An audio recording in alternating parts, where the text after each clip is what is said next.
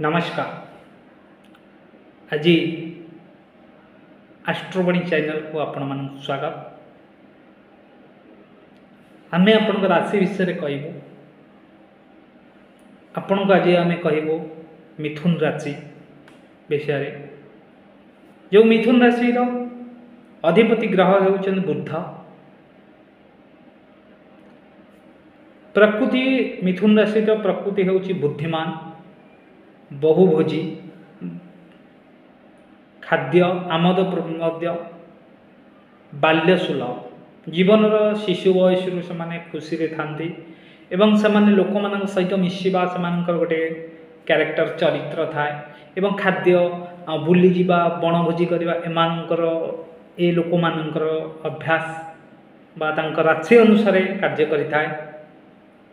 सेमानकर व्यक्तित्व सदा मिलापी समस्त से मिसी था। संगीत प्रिय एवं बहुत शौक विभिन्न प्रकार जिनिस किणवा शौक जोटा मॉडर्नाइजेशन हवा पाखे गोटे लक्षण सब देखा जाए। आउ शिक्षा जदि आम कर एजुकेशन सिस्टम रे विभिन्न शास्त्र पर ज्ञान थाए।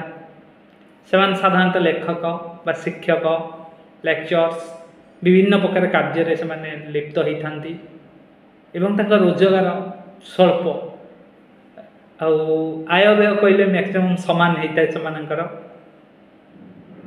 व्यवसाय हूँ धातु व्यतीत अन्य जेकोसी व्यवसाय करेंगे से सफल होता है। धातु व्यवसाय करेंगे यथा सुना रूपा तंभा लोहा ये व्यवसाय जदि करेंगे सफलता अधिक कम होता है। चाकरी प्रशासन व्यतीत अन्य समस्त चाकरी बहुत भल होता है। स्वास्थ्य पेट छाती एवं चक्षु देश थाए राशि लोक मानकर बंधुता भल बंध उभय बंधु एमानकर भल बंधु एवं खराब बंधु मिसिकिना थांती। प्रेम बेस भल प्रेम जीवन एमानकर बा विवाह जीवन बहुत भल। तेरे सीमा भितर रही आवश्यक भल पाइबा आवश्यक। वैवाहिक जीवन मोटामोटी भल निर्दोष रु अशांत निज दोष रु अशांत समय दबानी फैमिली यदि समय न दबा एक किसी कलह हो पारे बा फैमिली डिस्टर्बेंस हो पारे नहले आजिकल लाइफटा बहुत भल।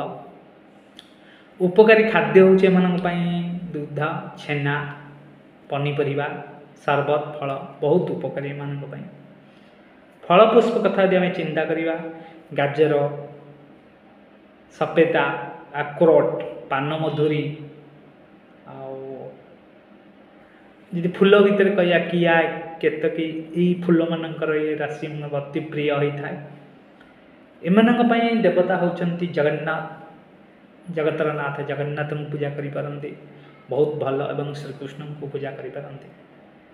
शुभ बार हूँ बुधवार अति शुभ बार रवि शुक्र शनि उत्तम बार होता है। शुभ बयस 20 रु 44 वर्ष एवं 54 रु 61 वर्ष पर्यंत अत्यंत शुभ बयस होता है। शुभ संख्या हूँ 5।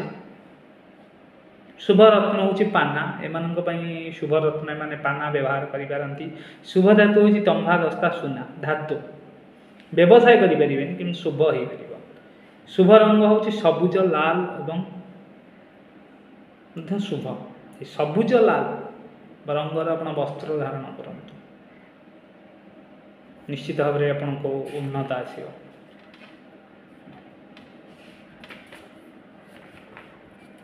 जो मानकर बुध राशि से दशा अनुसार बहुत किसी हमको जाना पड़ो। जो मानकर मिथुन राशि बुधवार दिन गणेश को पूजा अर्चना करूँ।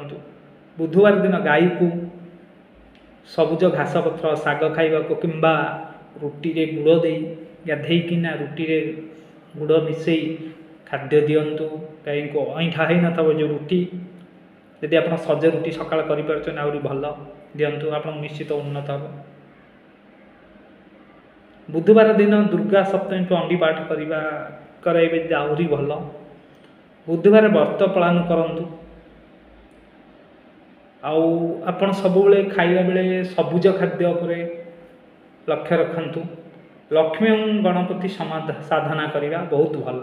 लक्ष्मी एवं गणेश को साधना करवा जो मैंने साधना करुँच ईश्वर को डाकुंट यदि साधना करें बहुत भल आउ खाद्य बेले जेकोसी सबुज खाद्य खावा को आप भल जैसा परिवा है जेकोसी कलरा है काकुड़ी है विभिन्न प्रकार परिवा आस बैगण है जदि आप परिवा दृष्टि भेज भेज प्रकृतिर हे राशि मिथुन राशि भेज प्रकृतिर लोक हे एम बहुत